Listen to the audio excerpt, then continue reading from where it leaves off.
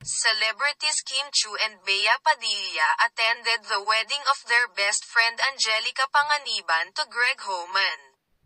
In her Instagram account, Kim Chu posted photos of the celebration.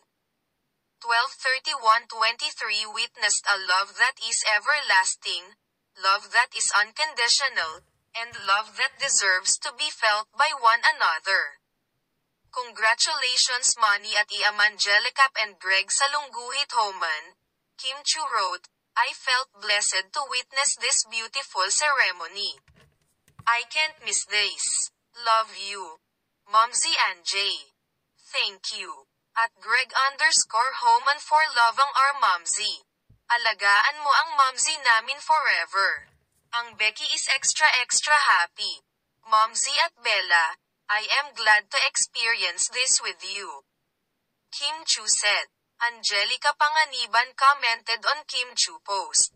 Mahal kita sagad hanggang buto. Thank you sa lahat today Momsy, Angelica Panganiban said.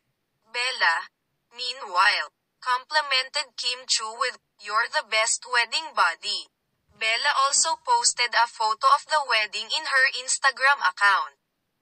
The drought is over. Congratulations, Mr. and Mrs. Homan. The best day ever, she captioned her post.